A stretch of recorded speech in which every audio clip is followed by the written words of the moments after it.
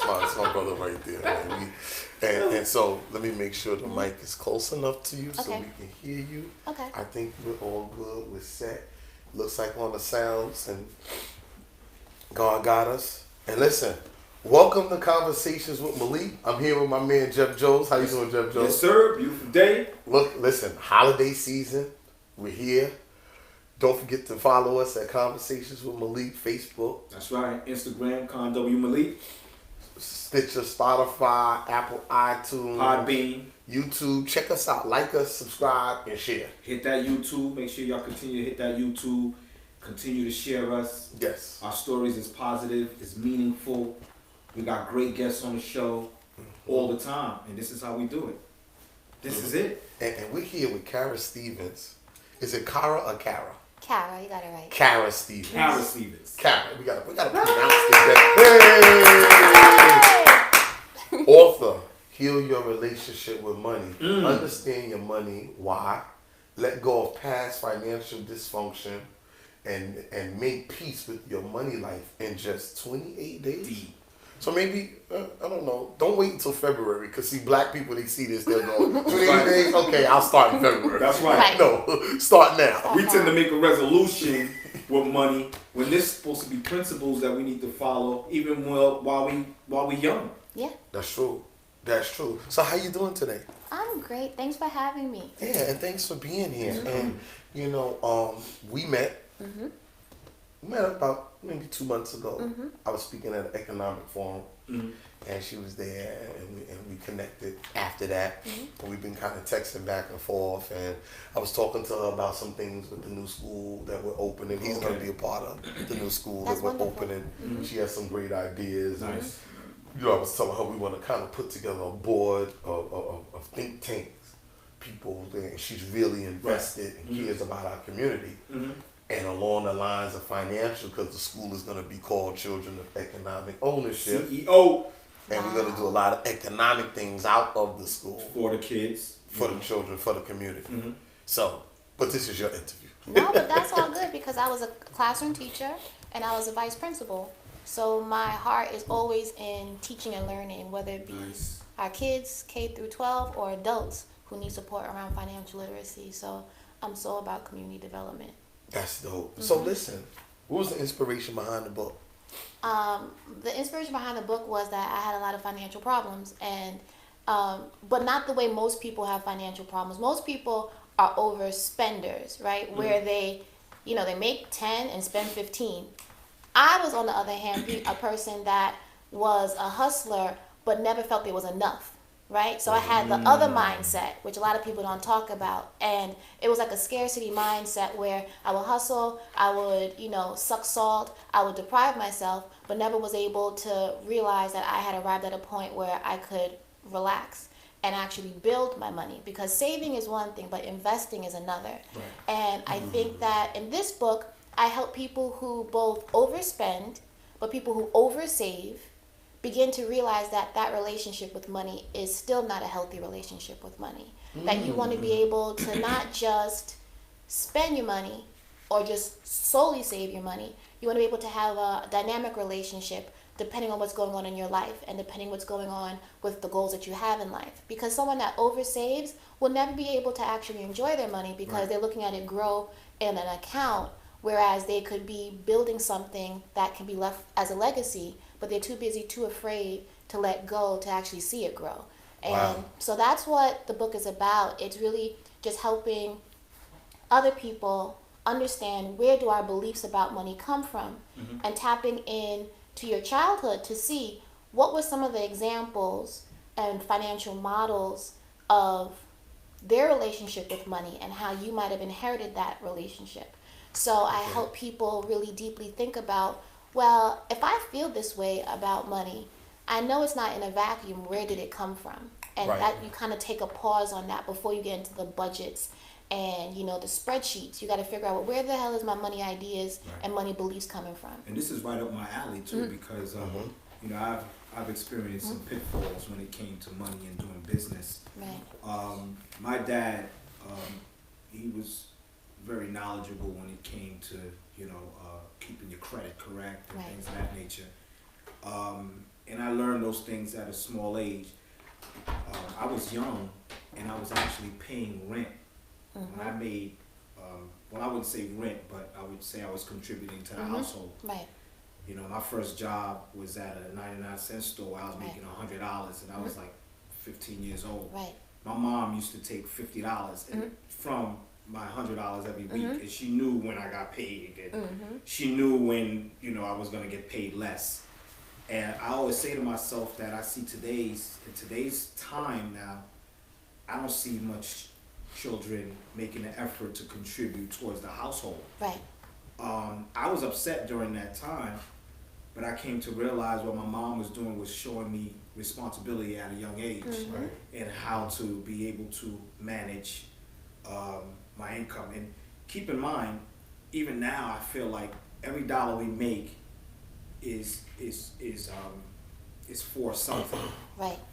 And a lot of us don't understand. My question to you is, this book is right up my alley, no doubt about it. My question to you is, do you feel that this might be priceless information? I know creating a book is to allow us to, of course, read and become knowledgeable, but do you feel like this book could be somewhat priceless information, almost like you're giving this information away? And how do you feel about that, if so? I mean, I definitely think it's priceless because, and it's priceless, but you also see the actual impact in dollars and cents. So if you were to actually go through any section of the book, but even the first section, you'll identify what your financial issues are. And even in identifying your financial issues and doing something about it, that's money saved in the bank, or that's money invested in something besides saving it. So in saying it's priceless, definitely, and taking that idea of priceless to the point of, you may see your bank account grow within a couple of days by just being able to identify what your money issues are. So definitely, and I find that conversations about money in many communities, but especially our community, are often shrouded in secrecy.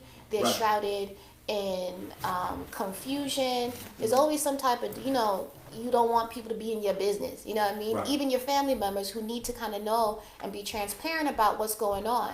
One person can't hold all the information because that person may pass. There may be a divorce. There may be, you know, any type of power, imbalance of power in a family can create problems, you know, especially when it comes to a resource like money. So I think in terms of talking about it being priceless, it can open up conversations from, you know, mother to daughter, you know, husband to wife, and families. So I think it can definitely end some generational curses around money by just being transparent.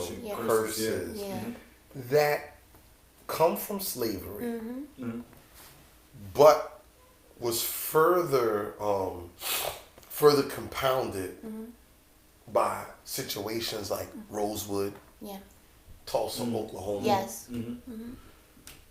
where we knew how to operate with less. That's true.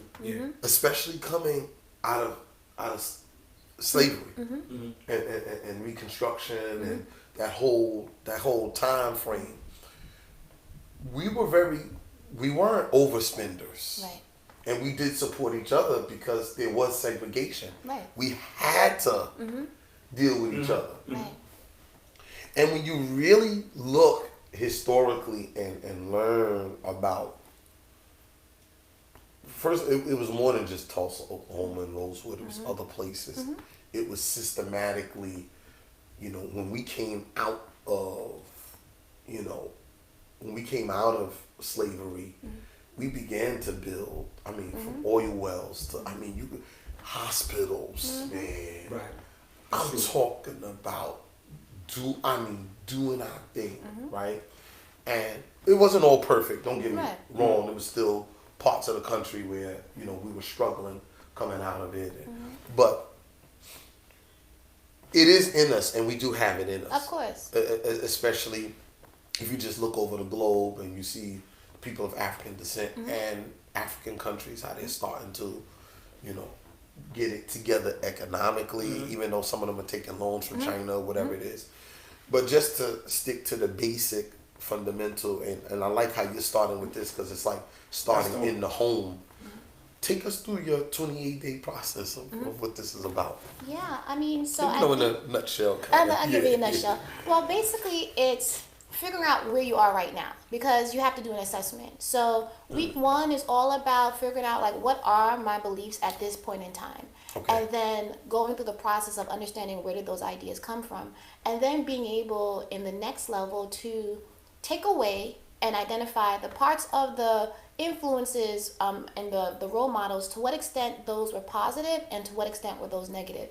And I think that any financial identity has inherent goodness in it, right? Even if your father was an overspender, he knew how to enjoy himself, right? Exactly. Okay. So you could take that piece from it. Okay. He might have been to the left. You want to take a piece of that, right? And if your mother was the person that oversaved, that was a good thing. But maybe you don't want to carry the worry and the anxiety around money because she worried about it, right? So you want to be a confident spender and a confident saver. So you're able to see, okay, this is what they gave me. What am I going to keep? What am I going to give away in terms of those beliefs, right? Gotcha. And then you create different beliefs that are more rational and healthier. Right. So say, for example, like growing up, my mom and my dad, they separated, but not by her choosing. He left, he up and left. And so there was a sense of never trust men with money, right? And being her only daughter, she was like, girl, don't be trusting these men with your money. You know what I mean? But then in the same voice was like, when you going to get married? I was like, hold on. Right. So you want me to find a man that I don't trust and just be kind of crazy in terms of the relationship? So I had to take these beliefs and revisit them and flip them to more rational ones. Now, I can't say my mom's experiences aren't valid. They were her experiences, not mine. I'm not my mother, and my husband isn't my father. Yes. So I had to say, okay, Mom, maybe you shouldn't trust some men with money, but not all men with money. Yes. That's a more rational belief. Yes. And I had to take it to the next level and say, well, the man that I marry, because I trust my judgment, will be someone I can trust with money.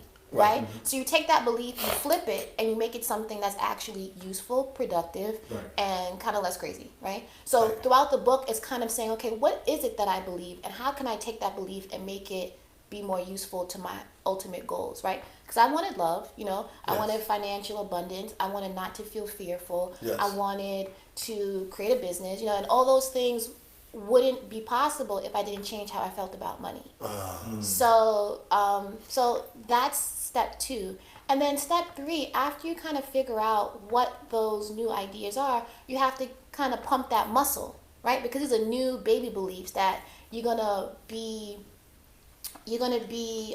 be seductive to fall back into the previous thinking because it's been ingrained in you. So you have to create rituals and routines that reaffirm this new belief that you have and this newer financial voice. Yes. Yeah. Yes. So I remember growing up, my mom would, when it became time to pay the bills, and my mom is beautiful, and Monday through Friday she was face beat, you know what I mean, smelling good. But when it came time to paying the bills, she looked crazy. You know what I mean? Like, that's because all the money is going to be spent and it's spoken for, and there's really nothing left. And she's stressed. So I would, even as a little girl, I would see her in her robe looking all crazy, tattered, and her glasses crooked, and like all these kinds. So you kind of pick that up. So when it comes, so as an adult, I'd be like, no, I don't want to create that same routine around bill paying. So I would make sure that my area that I'm paying and when I'm doing bills is organized, that I'm in a good space, and that I actually not only look cute necessarily, but I don't look crazy. You know what I mean? Just to kind of give myself a new way to interact with my money and even the ritual of bill paying, right? So I talk about those kinds of things so people feel that there's an actual structure that they can begin to follow that's for them, and not carrying on things from their parents or things that they might have seen that don't really service them in where they're trying to be with their money. Gotcha. And then the last structure is actually creating automation, so you can begin to save in a systematic way. So if you have problems saving, or if you have problems over saving, you can set automated withdrawals to your accounts, so you can put money aside specifically for pleasure, specifically for spending on the household utilities and things like that, so you don't feel overwhelmed. Everything is organized, so there's no guesswork There's no guesswork when it comes to where your money comes from. And in addition to that, it's identifying a support system that helps you, whether it be people you pay or your accountant, people that you love that are on the same journey, like a financial friend, a financial mentor. You make sure that you're texting them, emailing them, meeting with them to go over your money goals, to reaffirm and things like that. So those are all some of the things that we talk about, moving from the inner work, right, of kind of getting your mind right, and then creating an environment that is healing, reaffirming when it comes to your money. And that includes creating community around that. And even if you don't have people necessarily in your immediate circle, there are online circles. Yes, there's online chat groups. Exactly. To help reinforce what it is that you're trying to practice. Exactly. Fellowship of it. Yeah. Do you find, at times, do you find that people's a bit apprehensive about your message because you're a person of color? Because I find that a lot, that, you know, when I talk to individuals about how to save and the do's and don'ts when it comes to doing business, because I may look young or because I'm a person of color, they're a bit apprehensive about what I'm helping them. Do you find that people's a bit apprehensive about your message because you're a person of color?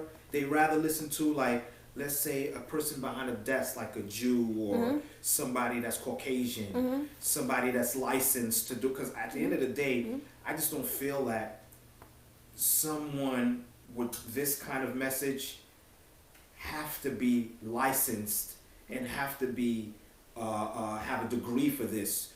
Your education is towards failure, you know, and once someone fail, you know, you're not gonna fail and fail at the same thing. You'll probably find something else to fail, or you just might fail because it just happened, and you learn from that. Right. So that's one of the questions that I want to know, if you do find people that's apprehensive when it comes to your message, because this is right up my alley, Carl. No. I mean, me being a black woman works to my advantage, because I care about black women, and the message is for anyone that wants to listen. But my experience, I'm a certified financial educator as well. Those things, it's a unique perspective that comes from a place of being side by side instead of speaking to someone as the ultimate authority, and that makes the conversation more revealing and more open, and people are become more vulnerable. I'm meeting you where you're at, right? Because I was once there. Exactly. So we're sharing in the journey, opposed to me kind of speaking down to you from a condescending. Hey, I get what you're saying. You kind of bring yourself down and make it relatable. Right, and I share, like I said, I share my stories about my mom. I share my stories about some of the hiccups at the beginning of my marriage when it came to understanding money.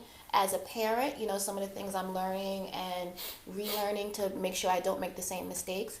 I share getting out of student loan debt. I share, you know, financial mistakes. And all that to say is that you don't have to be perfect to be good with money, right? You know, I might have had an overdraft or two, but I keep on going. You know, I think that's the message. It's just like, I didn't put the extra in the buffer.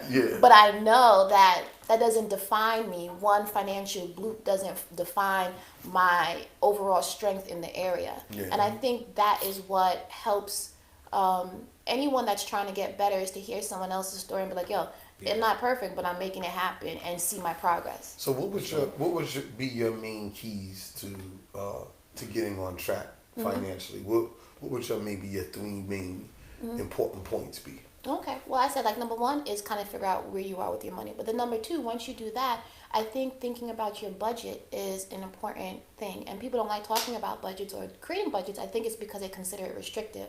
So I talk about budgets in terms of your values. Create a value-based budget. Like, if you don't know what your values are, like, say, Malik, you into entrepreneurship, you might like a little, you know, mani-pedi, you know what I'm saying? Like, your beauty, you know what I'm saying? You got, like, beauty is important to you, you know what I'm saying? You know what I'm saying? You kind of pick up, you know, you like to smell good, look good, but you may not really care about fine dining. Maybe you do. But figuring out what it is that you want, not what the Joneses are doing or the Kardashians want, but what do you want? I'm not necessarily a like a Louis girl in terms of bags, but I will pay a lot of money to go on a trip. You know what I'm saying? Gotcha. So I understand I like experiences. So Right. my budget has to basically tell the story of the woman that I say I am. Right? Gotcha. So if I say I want to, keep it tight and right, then I should see a membership or some type of equipment being used for the gym or something like that. Right, but not right. necessarily buying things for convenience. So once you figure out what your values are, you can begin to identify things in your fixed income, your fixed expenses, which are like your housing, transportation, and things like that,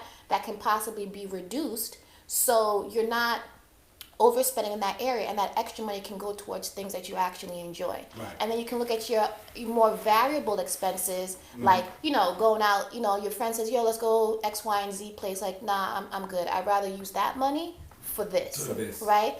And it's going to take sacrifice. Too. Exactly, Whenever you're on the Yeah, budget, it's always sacrifice. And it's funny, is good, it's baby. funny she talked about budget, because through my journey of failures, Right. I became very educated when it came Right. to cleaning up credit. Right. To the point that I decided to create a service at it. And I pick up little clients here and there. I had a very educated sister that used to do it with me, Right. but she didn't feel like she wanted to go through the journeys of helping people. Right. So just recently I was picking up a new client, Right. and I told her part of the process is that I need to see, not only your credit information, but I need to tap into some of your budget and things of Right. that nature. And she was a little apprehensive about providing me with that information. Right. She was like, you're gonna see all my business. Right. And I was like, this is part of the process for me Right. to help you. And this is one of the reasons why I asked you about how you feel. I mean, do you feel like it just almost seemed like people of color is a bit, I don't know if it's maybe because I'm a male, but it almost feel like people of color is a lot bit apprehensive about dealing with you when you're providing them the tools and the keys to do better when it comes to their finances and pitfalls and struggles when it comes to businesses. Well, maybe it's before we wrap it up, maybe it's also the approach, and you know what I'm saying. Maybe it's also part of our approach of how we deliver our services to people. I'm not saying you're delivering it wrong. Sometimes we need to reestablish how we are gonna approach people about our business. And like she was saying, how she does it on a, hey, I've been there, I've done this, and I've done that. And I'm gonna definitely read this, because then maybe in the approach of them, you can be more transparent about your journey and your walk. Failures, because you're being transparent now. And people Right. are like, oh wow, there was like a process. There was a process to this. It just didn't happen overnight. I think people need to hear that, especially if they're starting all the way from the back. This is how I got here. Yeah, most of them actually are referrals, and those individuals that referred them to me are familiar of some of my journeys. Yeah, but you gotta tell them. And a lot of times they come to me because They already already they heard. gotta, but let them get it. So like how she just delivered it to us kind of makes me want to read her book, and would make me want to come to her for financial. That's how I gotta be delivered to them. Yeah. Okay, they might have heard it but they need to hear it from you. Yeah. Hey, so listen, tell everybody how they can find you, and if you have any events or anything coming up, let them know so they can know where to find you. Okay, that's awesome. So you can find the Heal Your Relationship with Money, and I have a couple of other books on Amazon. Unmasking the Strong Black Woman and the Happy Finances Challenge. So you can get the whole thing, and you can come to my site, the Frugal Feminista, and you can find me on Instagram, Frugal Feminista, and Twitter. Like that. Frugal Feminista. And I'm actually going to be having 2 events in January. The first is, if you just talked about value-based spending and savings, I'll be working with an organization called Ladies Get Paid on January 23rd. So you can go in Eventbrite and look for value-based budgeting with Kara Stevens. Okay. And I'll be doing a 2-hour event where I'll be getting For you women. through. Not necessarily. Okay. Enlightened men. You know what I mean? Like Okay. here. where I'd love to do the some concept. interviews there. Yeah, you That's can. nice. Yeah, you can kind of We'll understand. talk off air about how we can. Yeah. Yay. All right. Yeah, but if the concept of value-based spending and saving is new to you, but it intrigues you, then you need to come to that event. So I can walk you through. I just talked about it, I touched on it, but if you want to go deep and like, okay, we'll pull out our pens and our notebooks, you pull out your bills and be like, okay, figure out what your values are and create a budget that's aligned to it, then you should be there.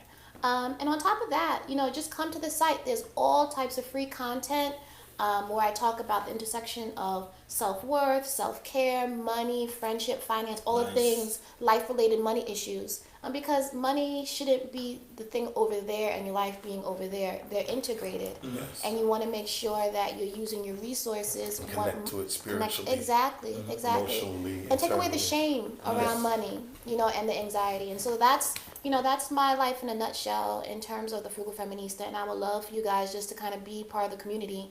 And we also have a Happy Finances community, free online support and Facebook, so you can come receive support, give love, get encouragement around moving forward with your finances. Tell them how to find you on social media.